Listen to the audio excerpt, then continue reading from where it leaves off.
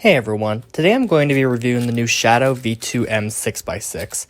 I was sent this by the Cubicle to test, so huge thanks to them, and let's just get right into it. So when I first got it, I instantly noticed that it was much faster than the original Shadow 6x6.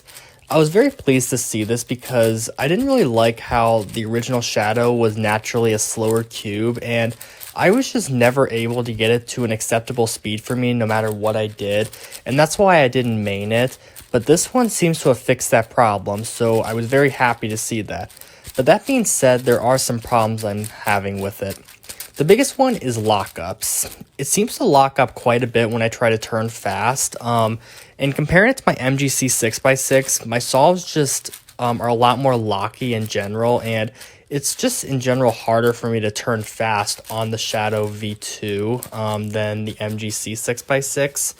And it does pop a little bit, but these pops can be catastrophic because instead of the pieces coming right out of the cube like on the MGC 6x6, they kind of get jammed in between other pieces, kind of like they do on the Spark if you corner cut too hard. And these can take several seconds to fix, and obviously can waste a lot of time if it happens during your solve. But on the MGC 6x6, the pieces usually just go right out of the cube and don't get jammed between other pieces, and in most cases you can just continue your solve without the piece in there, and it usually doesn't affect your times too much.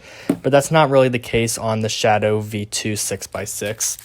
So I have messed around with this cube quite a bit, but I can't seem to get it set up to a good tension or really anything like that, because no matter what I do, either it's too loose or it just locks up quite a bit. And I think part of this might have to do with that its corner cutting doesn't seem to be as good or as fluid as the MGC 6x6. Like, it seems like it can probably cut about the same amount, but the MGC just cuts a lot more effortlessly and just does it a lot more fluidly than the Shadow V2.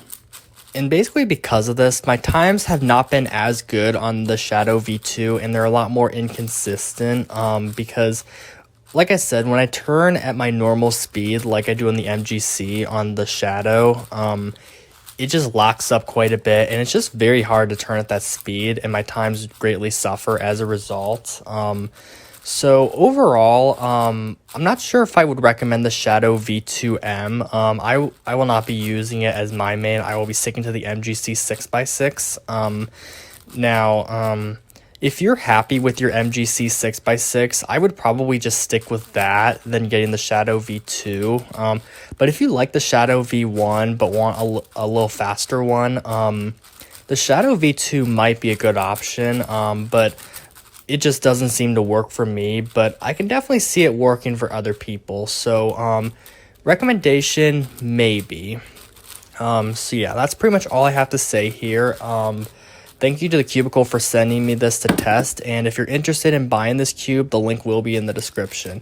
So thank you all for watching, and enjoy the rest of the solves. Bye.